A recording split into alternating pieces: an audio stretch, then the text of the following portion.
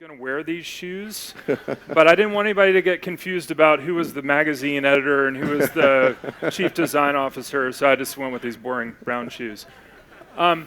So I think that was, we had a really fun time talking about what, who, and why. Let's talk quickly about how, specifically your experience at PepsiCo.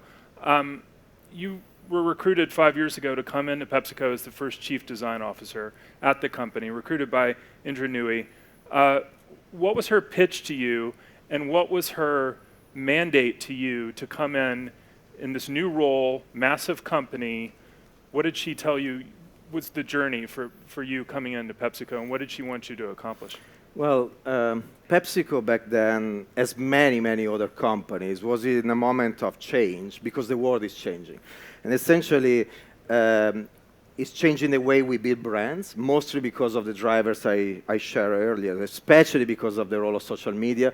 It's changing the way of doing innovation, but it's also changing the world of food and beverage. And Indra has been, since she took that position, in a mission of really infusing this idea of performance with purpose inside the organization, on focusing on creating a different kind of portfolio of brands and products. So it was a moment of radical change, and she saw in design and design thinking a potential asset to help her and the rest of the organization on really changing the way we build brands and we drive innovation. And how do you come into a company as big as PepsiCo? You have 250,000 plus employees, you're all around the world. How do you come in and create a design organization, bring in design thinking and sell that to people? You have these silos in a big company like that. How do you get that message across and get people not only to say, oh yeah, there's this cool Italian guy who's excited about design, but I'm going to work with him. I'm going to come to him first, and we're going to talk about this on the front end of a new campaign or a new product design. Well, I'll give you two answers. One is there are different phases that us as designers, or anyway anybody building a new culture inside an organization should be aware of. The first one is what I call the denial. The company doesn't understand that they need you, that they need this new culture. Then somebody in the company gets it. The most of the time needs to be is the CEO, an executive, so it infused top-down the culture. That's the phase that I call of hidden rejection. So you go to these meetings, everybody's nice to you, they love you, and then as soon as you're out, they're like, okay, thank God he's out, and then let's go back to the real life. And it's very important to understand it because that's the phase at the beginning where you think you're getting traction, and you're not at all, and you really need to understand that. We arrived to the extreme of mapping some of the people that were really getting and some that were not. It's important because the third one that somehow is overlapping with this one is what I call the occasional leap of faith. Essentially, you find some people, what I call the co-conspirators, that decide to bet on you for a variety of different reasons. Sometimes they understand design, sometimes they just need something different. Is the new VP, is the new director. So just jump on them because they need you. And with them, you build what I call the proof points, the quick wins. Sometimes you make some trade-off. You need to make some compromise. But you need to show the value of what you're doing to the company, to your customers, to your consumers, as fast as possible. In this phase, it's so important to get as much endorsement from the outside world as possible. But because you don't have anything out there yet, you need to involve the ones that are part of the process. And the most powerful ones are your customers. I remember back at 3M working with a specific customer that was co-located with us in the same city. But since then, I've been working with many customers on, those customers that understand what you're doing, they embrace your vision, and they decide to partner with you. And so for the company become a mirror. You look outside, you're like, wait a second, that customer is embracing what I'm doing, so it must be something good. And you start to work with them, and it's so powerful because that builds sense of urgency inside the organization. You need to get things done. It's not just about strategies. You need to deliver now. And then with them, you really join your force and their force, both powers. You build this superpower entity to deliver stuff. That's what I call the fluidification phase. And then there is a solidification phase or consolidation phase. You take those quick wins into something that is more consistent. You need to have sustainable business results. The endorsement now all of a sudden is not anymore just the one of customers that keep doing it, but you start to have media, so you start to have influencers. for instance, is design awards. Design awards is so important. Sometimes designers are even snobbish around design awards. In reality, they are important because they are endorsement. You're doing something good for your own community in front of the business community. And then finally, you have consumers that fall in love with what you're doing, and that's the most important thing. But that comes after a couple of years, 3 years since the establishment of the design function. So you need to give time to that. And once you have all of that, the company becomes more confident and start to invest more, to build organizations, to invest resources, and everything usually, hopefully, goes well. So we're getting some questions popping up, and I want to get to a couple of them, and feel free to send some more in. But I wanted to ask you, just to connect some of what you're talking about to earlier. Barry Waxman was talking about kind of a paradigm change in how companies are going to grow, the growth model for companies from in the 20th century. PepsiCo, he was talking more about Coca-Cola, but also PepsiCo be a sort of classic horizontal integration company. You keep like introducing new beverage products, new snack products, extensions of your basic product. And he's saying that the more successful companies now are building ecosystems. And I think we saw that you're doing some of that same kind of thing, like with the Gatorade GX product, and the fact that customers are connecting with it, and they're not just buying a Gatorade, but they're giving you data, they're interacting with it. Is that a conscious strategy, other than just a way to engage, but is that a conscious strategy that you and the leadership at PepsiCo have to try to build a new paradigm for your company to sell products? Yeah, it comes from a basic need. Everything is moving at the speed of light.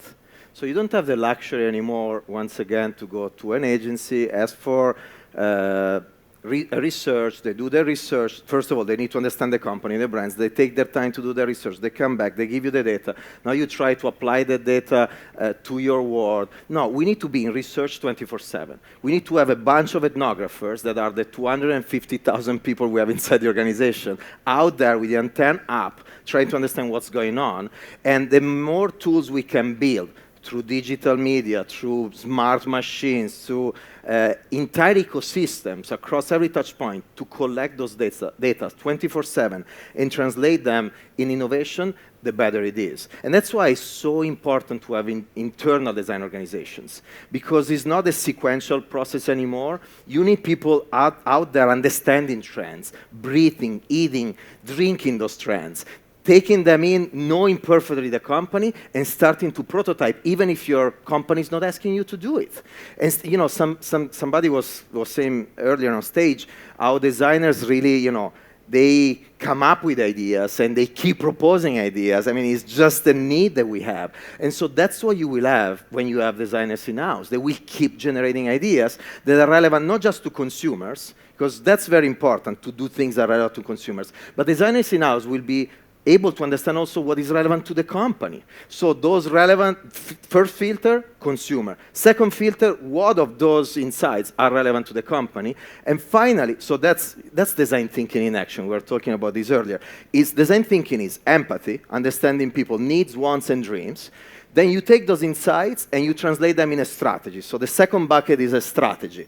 So you need to understand the equity of the brand, the customer relation, the business model of the company to be effective in translating those insights in something that is meaningful to the company. Now, these two dimensions, when I talk about them, marketing usually tell me, we know, we do it. We don't need designers. We have empathy, and we own strategy. And a designer will say, well, but we do it in a different way. We have a different point of view on the world. We have a different point of view on strategy. And marketing will tell you, okay. But we'll buy it from an agency. So you may talk about this forever, but what we bring, the third pillar of what we bring, is what makes the difference and what defines design thinking as design thinking versus thinking or creative thinking, and is prototyping. Is the ability to translate that insight that comes from consumer, that makes sense for the company, into prototype right away. That's so powerful for a variety of different reasons. Do I have the time to tell you the reasons? You do, but we're getting a lot of good questions here. I wonder if we should just try to... Maybe I give 1 minute and a half for the reason. I was hoping you would say yes, but I wanted to be sensitive. I saw that look in your eyes. So the first power is the power of alignment. How many times you are in a meeting and everybody's aligned about that idea. You get out of the meeting and everybody goes in different directions. But if you design, you sketch, you prototype in the meeting, now all of a sudden everybody's aligned around that idea. My preferred example is if I say knife now, each of you has a different idea of a knife. But if I sketch a knife, all of a sudden we're all aligned around that knife. And you may like it or hate it, but for sure, we all agree that this is that knife. Now, this is alignment beyond the boundaries of time and geography, meaning that now I can send that knife to somebody in Japan, to somebody in Italy, and we are all aligned. We can send that knife to our CEO, to my assistants, and we are all aligned. So that's very important. The second value is, now I designed a knife, and the marketer in the room is going to tell me, well, the brand is not that visible. You should make it bigger. I hate to make the brands bigger, but and the R&D person is going to tell me, oh, the blade is not sharp enough, and the ergonomist is going to tell me that the handle is not comfortable enough. And a lot of people will think, wow, this designer is really bad. He designed a very bad knife. And in reality, this is design thinking. You don't need a perfect knife in the first meeting. You just need a knife to align everybody, and now in this phase to enable every single function in the company to be part of the creative process. Not in sequence anymore, that is not efficient at all. In parallel, co-creating together, that is the most efficient. You know, one of the needs is relevance and speed. You need to be fast. So you enable everybody to be part of it, and now we can take it out to customers, to consumers, and we co-create with them as well in a very efficient way. And then finally is what I call the power of the shiny object. Now, you need to go in front of your CEO, and that's funding to take it to life. Or you have a startup, you need to go in front of a fund, of an investment entity, and ask for money. And those guys, they receive requests for money every single minute of the day from HR, from finance, from this, from that. So they're not there waiting for your new idea or your new product. But if you arrive with a prototype, they get excited. Because before being CEOs and investors, they are human beings. And we get excited by these shiny objects. But the reality is that they see a potentiality in this that is very tangible and concrete. And so you unlock at least excitement. If you are lucky, sponsorship. And if you are really lucky, and it happens very often, research funding, real funding. And all of these build better products, decrease the cost of the process, and build confidence inside the organization. We were talking about it earlier. You know, organizations are afraid to take risk. You don't want to screw up. You are afraid to take risks. So you need that confidence as a human being, as a business leader, that you are doing the right thing. And this process of design thinking, the co-creation of, engagement, all the different functions, consumer and customers, build confidence, emotional confidence that help you as a leader to take that risk. All right, we have some really interesting questions in here. And so let's just try to get a couple in. Here's one from, it's from Anonymous, but somebody here. But I think it's kind of interesting. It must be bad. No, it's not. Should you tell stories for your customer, about your customer, or with your customer? I think all of them. But I think well, first of all, for us, customer is different than consumers. But I think you need to deeply understand what is relevant for them, and then engage in a conversation with them. Obviously, to be part of the conversation, you need to craft stories for them first, so that then you can be part of the conversation. How big is your design team, and what do you look for in talent? This is another question. This is a question from Sharon, but how do you build your team? Do you look for people with, great raw design talent, storytellers, people who have confidence, what's the right mix? This is a beautiful question of somebody that really understands the difficulty of building that team inside an organization. Actually, it was so difficult for me that I needed to write it down, build a structure around this that I gave to HR, and I wrote a couple of papers about this. So if you want to read more of what I think about this, there is a paper, the title is Your Design Process is Not Enough, Hire Design Thinkers, for the DMI review, and then another one called Love Letter to Design. But essentially, what I search is, I need holistic designers, and that's the first challenge, because as designers, we are very often hyper-specialized. You're an amazing graphic designer, an amazing industrial designer, an amazing architect, an amazing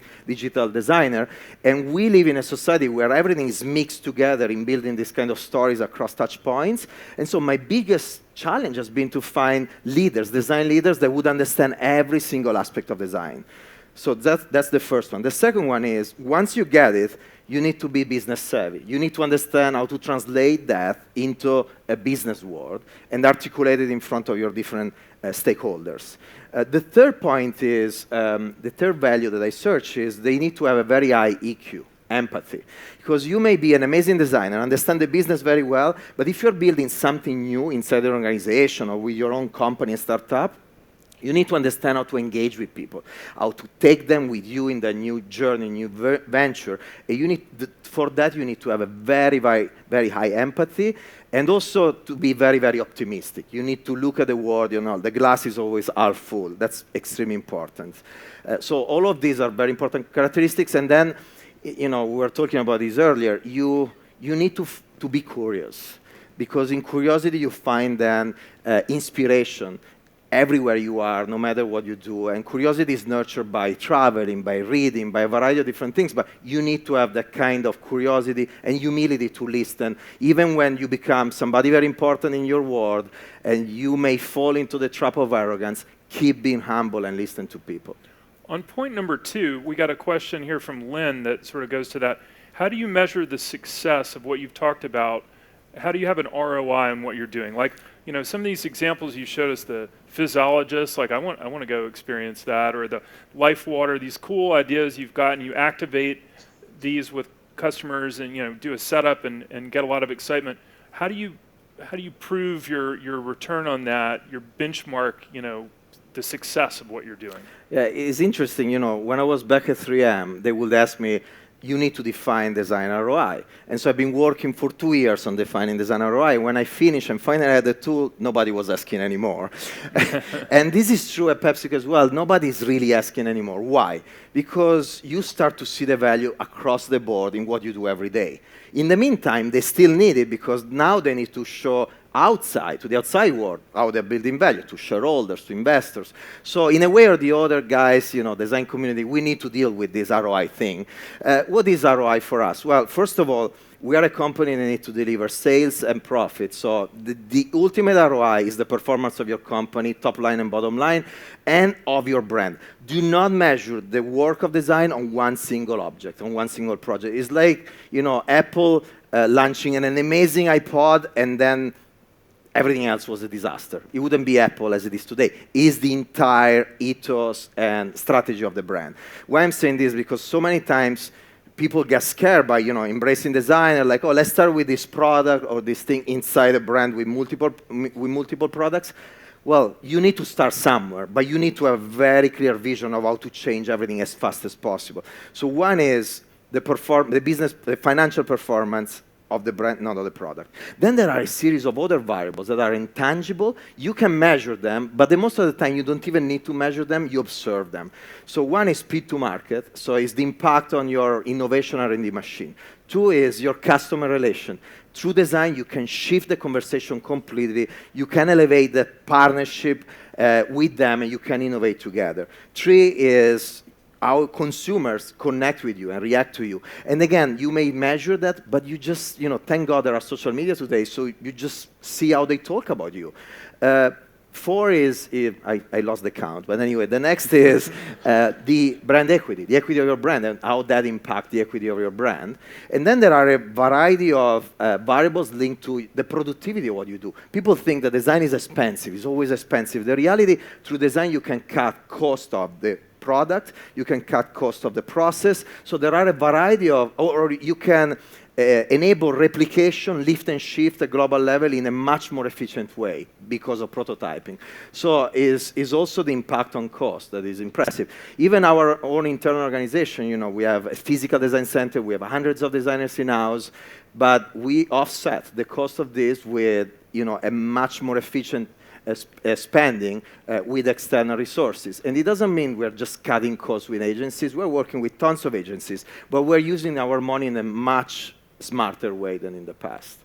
5 years into this gig at PepsiCo, where do you think you are in this journey of converting people from seeing risk to feeling confident that, we want to take on something bold. We want to take, we want to make a splash in design and not just deliver a product to a customer? It is a curve. It's very exponential.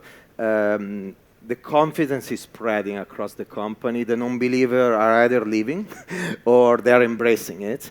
And why? Because the more product you start to launch and the more success you start to have, the more it gets amplified inside the organization. So we are in, I think, a magic moment for design at PepsiCo, but I think for design in general in the world. It's a world where, you know, these big corporations were leveraging, essentially, they were driven by the marketing team to build brands through a model, you know, it was a top-down, TV-centric kind of model. In this social media-driven kind of society where you need to build experiences, there have been many of those experiences, it's not just about marketing anymore. They need design, and it's not just about buying design, it's about having designers to co-lead with them. That's the radical shift. They are co-leading. Design and marketing, they are leading together. And this is true everywhere, and this is the world of big corporations. But in the world of startups, guys, now you can compete with the big corporations. Because we are competing, as I said earlier, not anymore just with other big corporations. We have a proliferation of small brands and startups that enter into markets. So this is a beautiful message also for somebody that doesn't want to work in a corporation and want to create his own products. It's a magic moment for the creative community in general. Well, our time's up, but I want to thank you, and I want everybody to join me in thanking Mauro for leading us in a great conversation about design. Thank you.